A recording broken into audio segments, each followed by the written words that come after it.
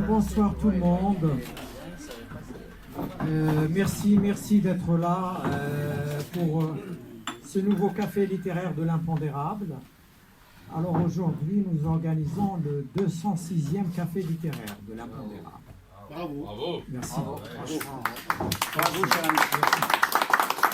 Et donc, j'ai l'honneur et le grand plaisir de recevoir une nouvelle fois mon ami Brahim Sassi qui nous revient, lui, avec son 15e livre de poésie, L'épreuve vers la voie. Brahim Sassi, bienvenue. Merci, cher Youssef, pour ton invitation. Merci à vous tous d'être là. C'est toujours une grande joie de vous retrouver. Et vous savez que je vous aime tous. Et oui, voilà, le 15e livre, mon cher ami, la source ne tarit pas. Et le fleuve poétique continue. Le fleuve, bravo. Alors j'ai vu la genèse du premier livre et je vois donc l'arrivée de ce 15e livre. C'est une prouesse poétique. Bravo, Brahim Sassi. Merci, cher ami Youssef Zirem. La poésie est devenue pour moi un nouveau souffle. J'ai l'impression que je ne peux vivre qu'en créant, qu'en écrivant. Et donc, je me sens vivre qu'en écrivant, en fait. Et c'est vraiment, la poésie est pour moi vraiment une respiration. Alors, dans ce présent texte, dans ce livre, il est question de voie, donc il est question de chemin spirituel, et on comprend que Brahim Sassi essaye de s'améliorer chaque jour, et essaye de s'améliorer lui-même. Donc, c'est bien beau de critiquer les autres, mais si nous faisions, nous tous, un effort pour nous améliorer nous-mêmes, c'est déjà un grand pas pour l'humanité. N'est-ce pas, mon ami Brahim? Tout à fait. Il y a un proverbe chinois qui dit pour améliorer le monde, il faut s'améliorer soi-même d'abord. Et Aka, nous avons tous un parcours, un chemin. Et normalement, avant d'arriver au bout du chemin, on est censé s'améliorer. C'est pas le cas pour tous, malheureusement. Nous voyons dans quel état est le monde actuel. Un monde froid, blessé, où le poète est écorché, parce que la poésie, c'est l'amour. Et donc ça a un choix, la tasse à tasse. Ça a un choix, oui. Donc les Ça a un épreuves. choix, c'est la formule de Brahim Sassi. Elle est connue sur la place parisienne depuis 30 ans. C'est-à-dire que les choses ne sont pas simples. Mais elles ne sont pas simples, mais en même temps, elles peuvent s'améliorer. Oui, justement, dans tes poésies, tu es critique vis-à-vis des situations un peu amères et tourmentées de l'humanité d'aujourd'hui, que ce soit en Afrique du Nord, en Algérie principalement, ou bien maintenant, malheureusement, on le voit dans tout le monde. Donc, je dirais que les masques sont tombés et que donc l'Occident ne croit pas vraiment aux droits humains ni à la démocratie. C'est quand même très triste tout ça, mon ami Brahim, n'est-ce pas? Oui, tout à fait. Nous constatons un déclin de l'Europe.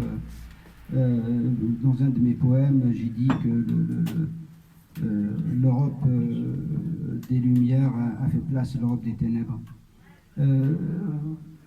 Moi, j'essaye d'apporter quelques réponses dans mes écrits. Je me dis que c'est la perte. On s'est éloigné du sacré.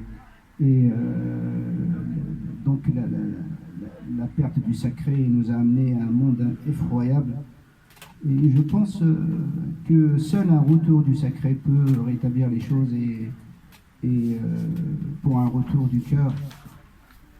Ceci dit, il y a aussi de belles choses dans tes écrits. Donc il y a l'amour, toujours l'amour, même s'il y a parfois la déchirure, mais le poète continue à espérer. Et l'amour, c'est aussi l'espoir, effectivement. Et puis, il y a l'art en général, puisque tu rends hommage, même parfois, dans tes écrits en langue française, à des chanteurs comme Hasnaoui, Zahé, Slimane Azam, etc., n'est-ce pas? Oui, tout à fait. Je crois que il ne faut pas oublier que nous sommes une chaîne, c'est cela. Et il est important de rendre hommage à ceux qui ont fait, qui ont créé. Donc souvent, je fais allusion bien sûr à Slimane Azam, et je fais aussi allusion à Amr Zahi que j'aime beaucoup, que j'écoute presque tous les jours. Voilà, j'aime beaucoup le Shabi en fait parce que c'est une musique très spirituelle. Et donc j'écris souvent en écoutant du Shabi.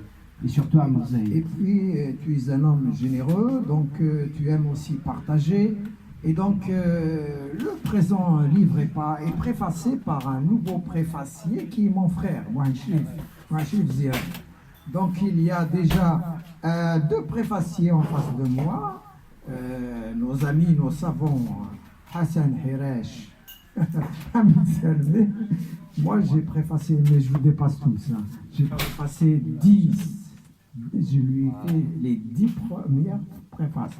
C'est vrai ou pas? Oui, tout à fait. Et je ne te remercierai. Mais non, tu n'as pas à me remercier. Je ne te remercierai jamais assez. Non, parce tu que n'as pas à me remercier. j'ai profité de tes lumières. Tu m'inspires beaucoup, cher ami Youssef. Et donc, voilà, je suis dans cette optique de vouloir associer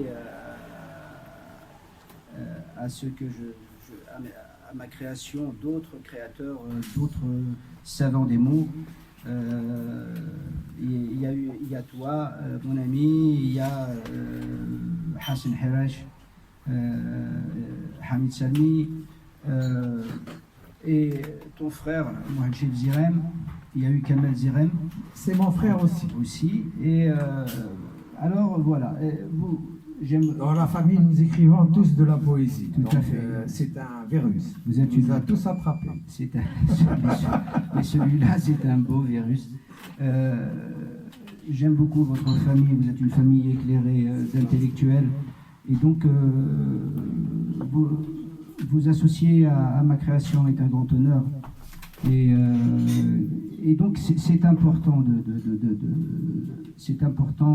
de partager le savoir et d'avoir cet élan fraternel d'amitié, d'amour, ce qui manque souvent. Ceci dit, toute ma famille t'aime beaucoup aussi. Oui, merci beaucoup et c'est réciproque évidemment. Donc c'est important d'avoir cet élan de générosité, voilà ce qui manque à cette époque folle, la générosité où on a l'impression que tout est perdu. Et heureusement que les arts sont là pour nous rappeler qu'il reste encore la beauté. Et quand on a de la beauté en soi, on peut l'avoir partout. Parce que nous projetons le monde, nous sommes le monde, et donc le monde est aussi une projection de nous-mêmes. Quand nous sommes malades, le monde est malade. Absolument. Alors, l'un de tes poèmes porte ce titre très intéressant de Zahé à Rumi, Jalaluddin Rumi. Tu es un soufi un peu beaucoup. C'est beau ce que tu viens de dire, j'aimerais bien, mais c'est un chemin, c'est un long chemin, peut-être à la fin du chemin, mais le chemin est tellement long. Et la voie soufie, c'est la voie du cœur, et c'est le ciel, c'est l'univers. Un mot sur Jalaluddin Rumi qui est perse, qui est né en 1207 et qui a écrit des poèmes flamboyants, mais alors là, flamboyants, qu'on peut lire vraiment à n'importe quel moment. Et il n'y a pas longtemps, cette semaine, il y a eu beaucoup d'études qui ont démontré que la poésie faisait du bien à la santé physique et morale. Donc c'est bien de lire de la poésie, n'est-ce pas, Brahim? Tout à fait. Il faudrait lire un poème par jour. pour sourire à la vie. Ceux qui me connaissent savent que je souris souvent, c'est parce que je lis un poème par jour, au moins, quand je les écris pas moi-même. Mais Rumi, c'est un soleil. D'ailleurs, son maître, c'est James Dean, donc le soleil. Et ce qui est extraordinaire chez Rumi, c'est que son œuvre a traversé les frontières. Il est devenu universel, c'est la voix du cœur. Il a réussi, son œuvre a réussi à toucher l'humanité, et je trouve ça extraordinaire. Et donc là, j'ai parlé de Zahi et de Amr Zahi et de Rumi, parce qu'Amr Zahi était un soufi. Un homme extraordinaire. Tout à fait. Que personne n'a réussi à récupérer. Absolument, absolument. Et c'était un génie, un homme de cœur. Absolument. Qui est resté modeste, qui a gardé son humilité jusqu'à la fin de ses derniers jours. Voilà. C'est un enfant du Ribomès, le village d'Ekmegret. Mais on a la chance d'avoir dans notre culture Zahi, Amr Zahi, vraiment une œuvre exceptionnelle. J'ai pratiquement écouté tout ce qu'il a chanté, et à chaque fois je me ressource et je m'abreuve. Alors Rumi, il faut le lire aussi, hein, il faut le lire, voilà. Moi je suis un grand lecteur, j'essaie de lire beaucoup, et le livre m'accompagne. Avec le livre, on se sent moins seul. Et on n'est jamais seul avec le livre, en fin de compte. Très bien, on va donner la parole à nos amis dans la salle pour des questions, et après, même peut-être lecture de poésie. Rabah veut commencer. Je veux bien commencer par lire justement celui dont on parle.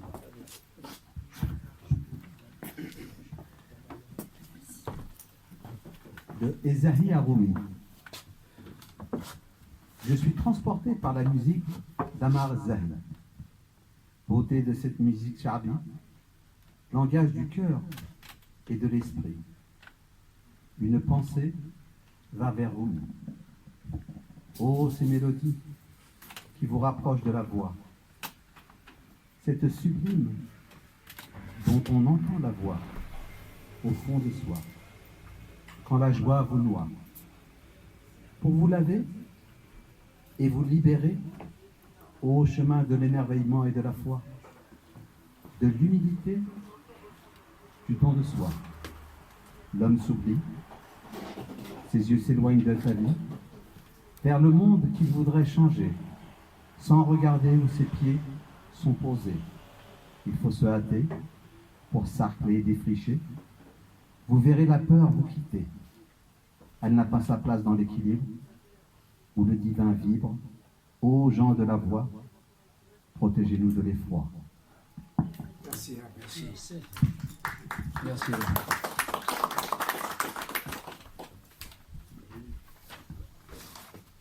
J'avais préparé quelques mots, alors je vais les donner.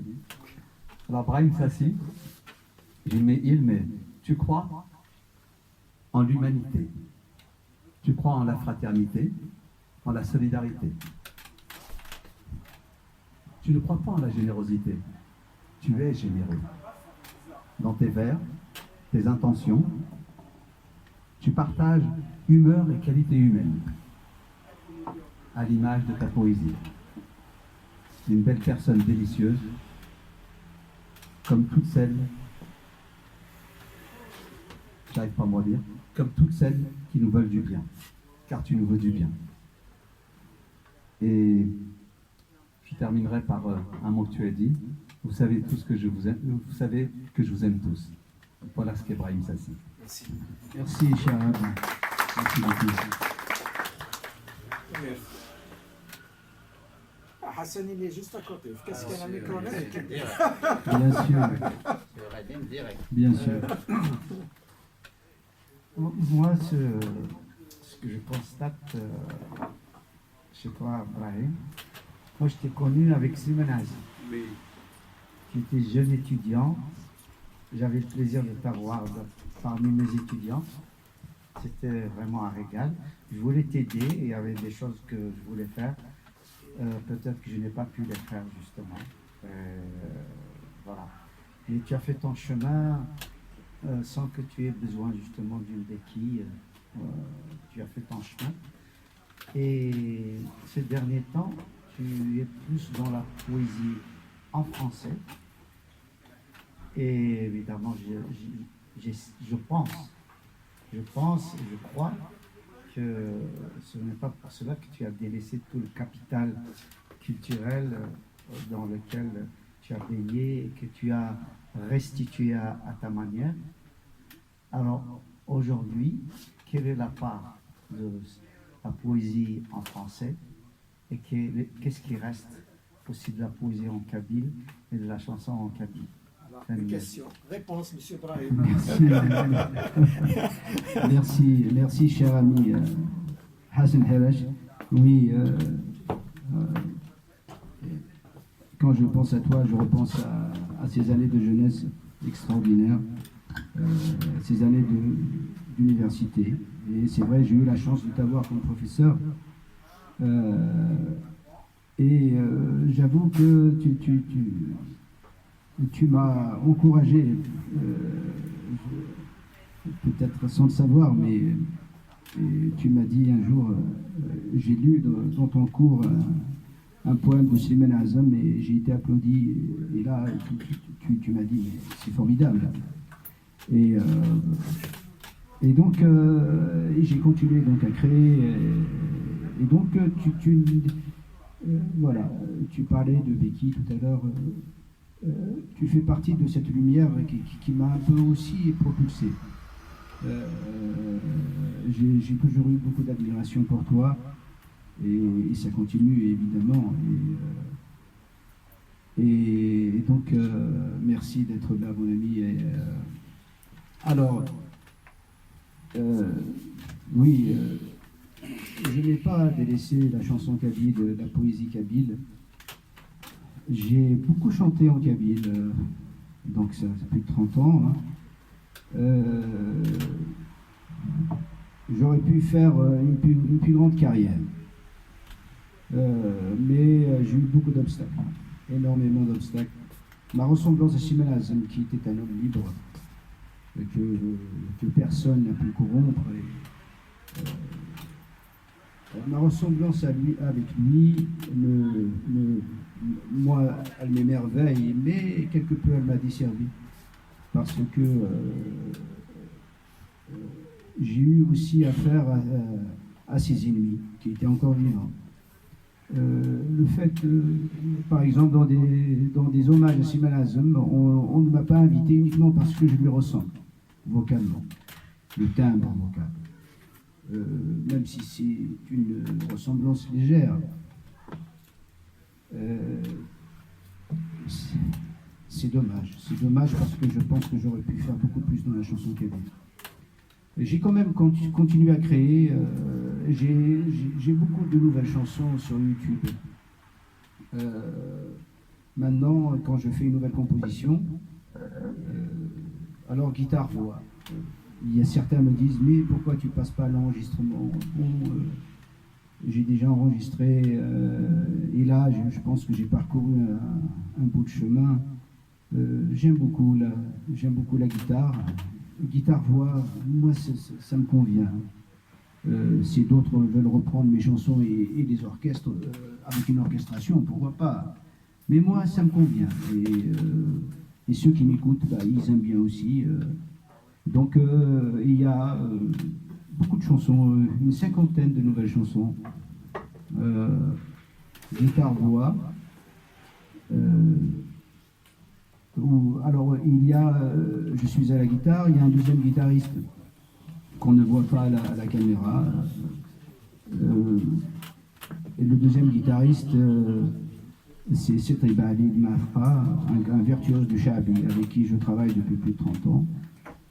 Je lui dois beaucoup dans le Shabi. Et donc, j'ai pas délaissé. Malheureusement, nous n'avons pas beaucoup nous n'avons presque pas de radio, on n'a pas beaucoup de moyens de diffusion. Nous avons Berbère Télévision, heureusement qu'elle est là. mais ce n'est pas suffisant. Ce n'est pas suffisant. Je me souviens quand j'ai commencé à chanter, il y avait en 1992, où j'ai sorti le premier album, il y avait Radio Ziwizi qui était encore là.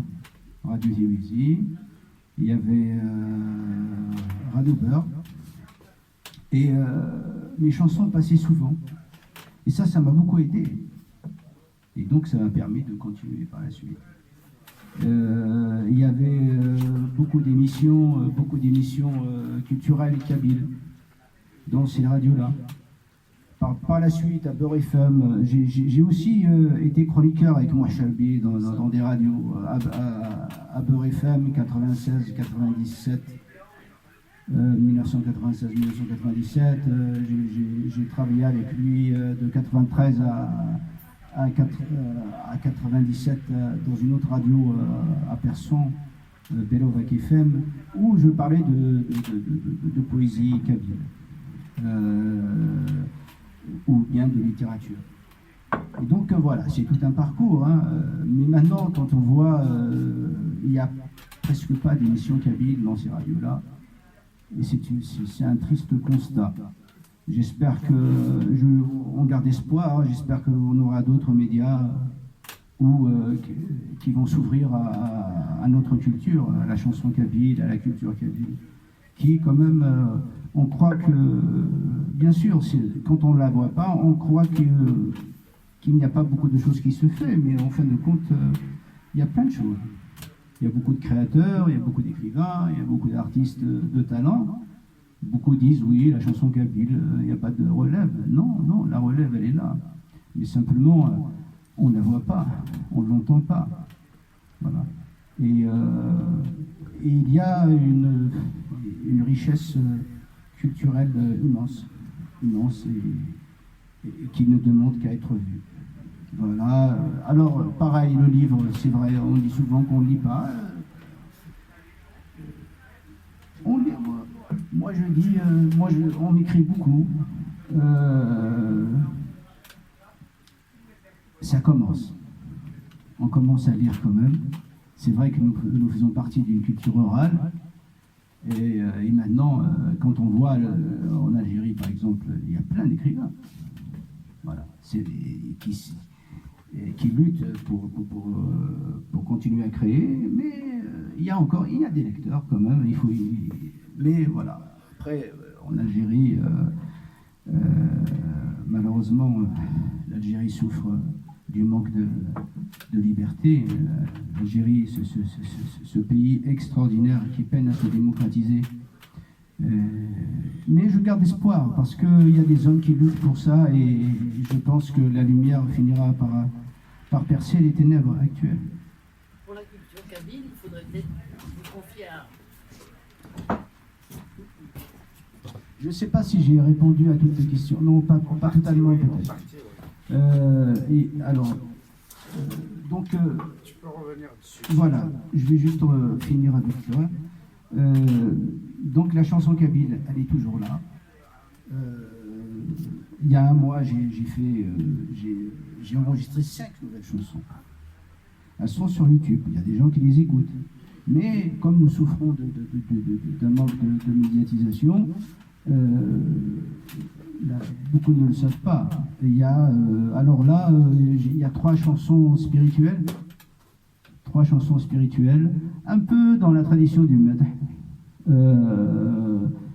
Elles sont longues. Il y en a une, elle fait presque 15 minutes. Et juste une anecdote, quelqu'un m'a écrit, il m'a dit, mais elle est vraiment longue votre chanson. Je lui dis, mais surtout, n'écoutez que ce que vous pouvez écouter. Arrêtez-vous là où vous êtes essoufflé. Et revenez quand vous pouvez. Et voilà. Donc la chanson kabyle est toujours là. Et là, je suis en train de préparer deux nouvelles chansons que je mettrai prochainement sur YouTube. Donc voilà, je continue à créer en kabyle. Et le livre, je continue aussi à écrire en français, parce que la langue française, c'est l'autre part de moi-même que j'avais négligée pendant des années. je suis revenu à l'écriture en français, aussi un peu grâce à Youssef Zirem, qui un jour m'a dit « Mais tu devrais ressortir les textes que tu as écrits étant adolescent ». Et voilà, j'ai ressorti ces textes et j'ai ouvert la porte à la création. Et maintenant, grâce à Dieu, il ne se passe pas un jour sans que la muse ne vienne me rendre visite. Voilà. Madame. Oui, je voulais juste dire pour que vous soyez entendu, la culture kabyle, peut-être qu'avec un copain informaticien, il y aurait moyen de faire un site, là, quelque chose où vous rassembleriez vos chansons, les poèmes, et puis ceux de tous, pour qu'il y ait comme radio kabyle, quoi, mais sur le net à ce moment-là. Une radio ça vaudrait le coup quand même. Merci. Ben justement, j'ai un texte avec une histoire de muse. D'accord.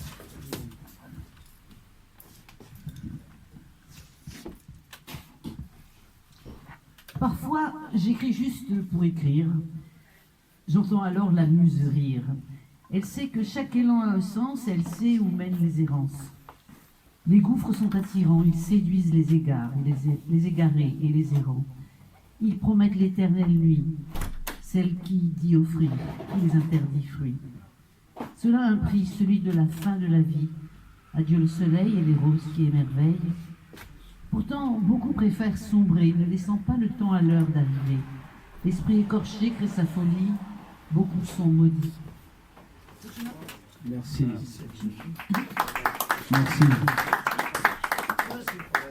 Je m'aperçois qu'il y a beaucoup de textes noirs. Il y a beaucoup de textes noirs, il y a beaucoup de textes... Oui. Une certaine amélie, là, qui Oui, en fait, je vais vous répondre. Quand j'écris, je suis un peu comme le peintre. J'utilise les couleurs. Et vous verrez, même si certains textes peuvent paraître un peu noirs, à la fin, il y a toujours de l'espoir. Voilà. Parce que moi, je suis quelqu'un qui est très optimiste. L'espoir, je suis rempli d'espoir. Et je le porte dans le regard. Et quand on porte l'espoir dans le regard, on le voit partout. Voilà. Pour revenir à votre question, je suis très présent sur les réseaux sociaux.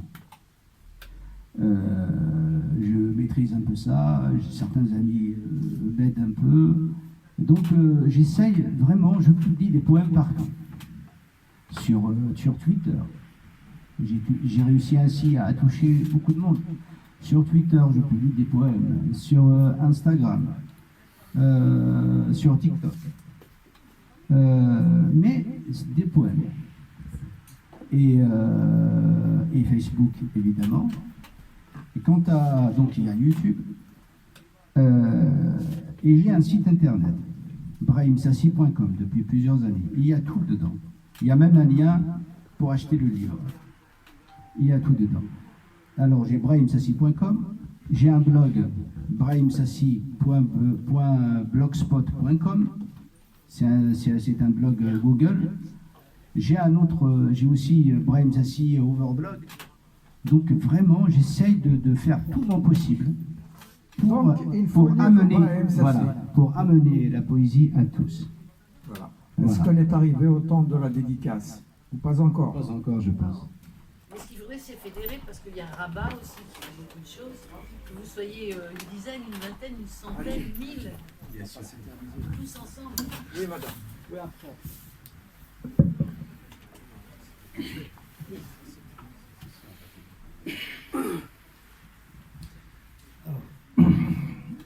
C'est bien ce que tu fais ce que tu aimes, c'est déjà beaucoup, c'est pas mal.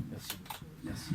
J'ai envie de revenir un peu pour un peu faire un peu le débat sur des propos que tu as tenus dans ton intervention. Il y a deux choses qui m'ont interpellé, sur lesquelles j'aimerais te... À un moment donné, tu as dit que bon, c'est un peu, le monde est en déclin, c'est un peu, on est un peu dépité et tout ça. Et tout de suite, tu as parlé de l'Europe. L'Europe d'aujourd'hui, elle est un peu en déclin. Ma question, elle est simple. Quelle différence y a-t-il entre l'Europe d'aujourd'hui et le déclin d'avant? On peut remonter au temps. Voilà, c'est terrible.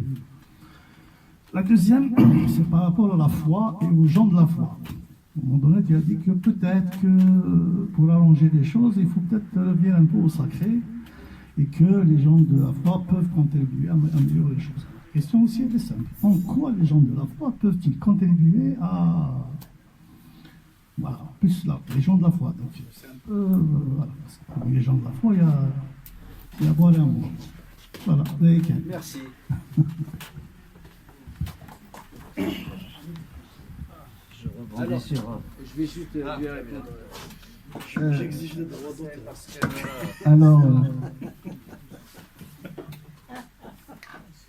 Alors, pour le déclin, oui, j'ai parlé du déclin de l'Europe, mais nous constatons un déclin général. Hein.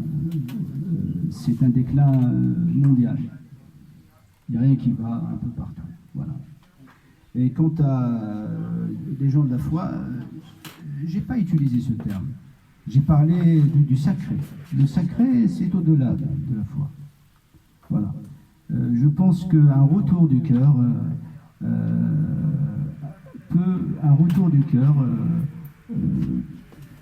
changera l'humanité. Voilà. Très bien. Hamid. C'est pour cela que je voulais rebondir. Tu as dit les gens de la foi, et puis moi tout de suite j'ai dit non, mais Brahim il fait partie des gens de la Nia. Oui, de la Nia. Bon, je quitte le monde de la technicité, je reviens vers ma relation avec Brahim, et qui m'a invité à lui écrire une préface et qui m'a incité à le connaître un peu plus. Et je vois de plus en plus que c'est les trois mots qui, à mes yeux, le caractérisent, la bonté justement, les gens de la Nia, la sincérité, et là je vois la sobriété. Et c'est vrai, je vois de moins en moins de décalage entre son œuvre et sa personne quand il parle. Quand il parle, pour moi, c'est de la poésie. Et à chaque fois que je le rencontre, il me redonne encore une empreinte. Je disais, la sincérité, en fait, il m'oblige à être sincère. Parce que je plaisante beaucoup, etc. Et quand il répond, je dis, mais il est sincère, il est vraiment sincère. On parle vraiment là. Et là, quand je l'écoute avec Youssef, avec lequel il partage ses qualités, c'est ça que je vois, la sobriété, la bonté et la sincérité. Et c'est vrai que je partage avec toi aussi cette chambre de Chabi. Là, récemment, j'ai redécouvert, c'était mon enfance, le fameux dont on ne parle pas beaucoup, qui a chanté en Darja, Abdelrahman Aziz. Et là, tu écoutes Zahi, et moi j'écoute Abdelrahman Aziz. Et c'est vrai que je te situe entre le Cheikh Mohamed El-Hussein, Slimane Azm, et puis cette voix soufie qui nous indique effectivement vers la voie. Parce que la voie soufie en arabe on dit tariqa. On dit qu'il y a, pour répondre encore un peu à mon ami, il y a la sharia, c'est-à-dire la voie commune, shara en fait. Après, à partir de ce cercle, on prend une tariqa, c'est-à-dire le sentier, pour aller vers le centre vide. Le centre vide avec les paroles vivifiantes.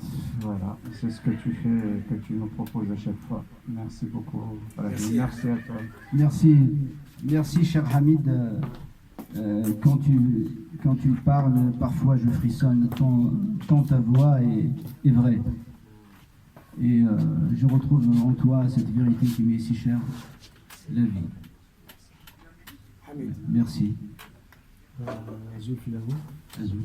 Tout d'abord, je remercie Youssef de tous les efforts qu'il fait afin que cet espace de liberté, tout ça, que tout le monde en profite. Un grand merci bien sûr.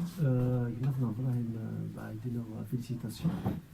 Donc juste un petit Brahim Sassi, disons Brahim Sassi l'artiste et Brahim Sassi le poète. Mais là, on vous découvre sur un autre angle. En fait, vous avez notre passion, celle disons, de la presse écrite, c'est-à-dire je vois que vous faites un peu de... Il y a des portraits, il y a des interviews, donc voilà, vous avez épousé une nouvelle patience en fait. Donc, une passion, voilà, exactement, une passion, pardon, désolé. Et donc, tu peux nous faire un petit mot là-dessus maintenant, voilà. Oui, merci pour ta question. Hamid Banoun, toi aussi, tu as écrit dans le journalisme. Et donc, oui, depuis quelques années, maintenant, j'écris de temps en temps dans le Matin d'Algérie. Voilà. Des fois, quand un livre m'interpelle, je fais une critique littéraire, une critique positive. Parce que quand on parle de critique, on croit toujours que il faut qu'elle soit négative, absolument. Non, on peut faire des critiques positives. Et puis, quand quelqu'un, par sa création, m'interpelle, je lui propose une interview. Ça me permet aussi de donner une visibilité à la création, à ce qui me plaît, et j'aime écrire. Et je continue à écrire. Bravo. Alors Lola, est-ce que tu veux poser une question? Voilà. Alors, il t'appelle.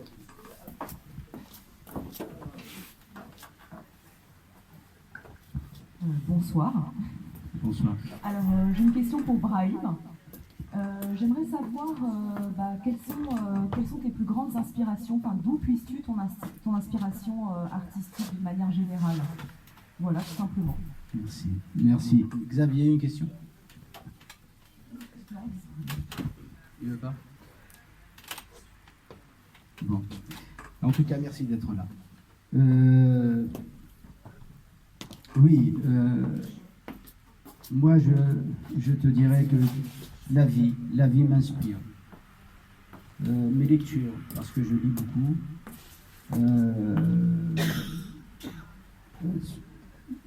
C'est la vie qui m'inspire. Je suis quelqu'un qui regarde, je ferme pas les yeux. Quand je me promène, j'ai toujours les yeux ouverts, je regarde. Je regarde la terre et je regarde aussi le ciel. Et tout ça m'inspire. Ça vient plutôt en chanson ou en poésie? Les deux arts sont liés. Il y en a un qui va aller, oui. il y a un sujet qui va aller sur une chanson plutôt que... C'est possible aussi. Oui. Et plutôt en kabyle, plutôt en français? Oh, les deux langues se marient très bien. Bon, merci tout le monde. Tu veux dire un mot? Bon, tu vas clôturer, oui. Clôturer avant la dédicace. Le dernier mot appartient à Rachid. Ah non, Brahim, bah oui, c'est 100 jours aujourd'hui. Je vais faire quand même un petit commentaire avant. En fait, dans tes thèmes d'intervention, c'est des thèmes qui nous traversent aussi, quoi.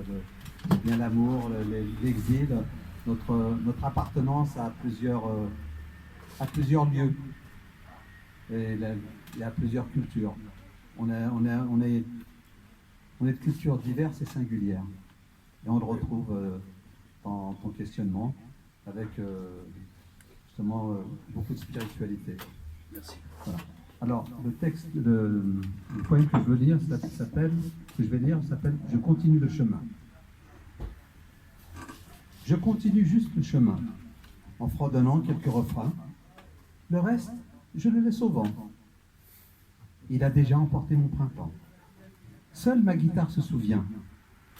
Quand vibrent ses cordes, elle retient les souvenirs de ces mélodies rares qui dissipaient les brouillards. Maintenant, les livres s'empilent pour raconter l'exil. La guitare m'en veut un peu.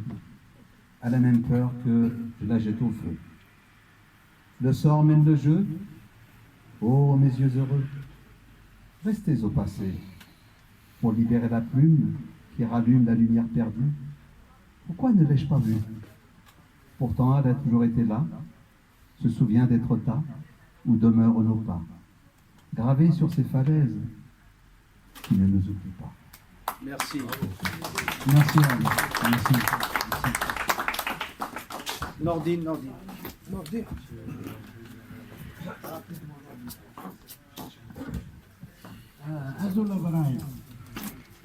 Merci Nordine d'être venu.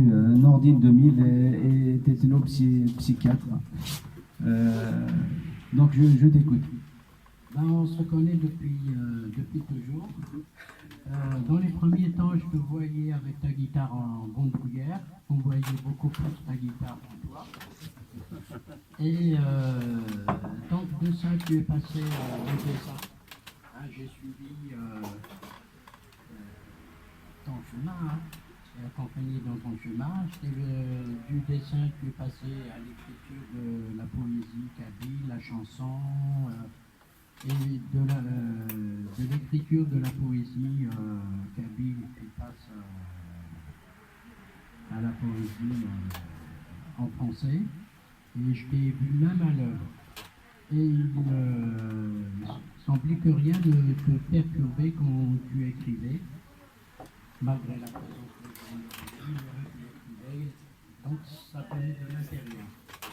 Et puis j'ai commencé à lire tes livres qui arrivaient successivement comme ça, et ça ne s'arrêtait pas. Alors je me suis posé la question, je disais, alors cette frénésie, ça te vient d'où? Merci.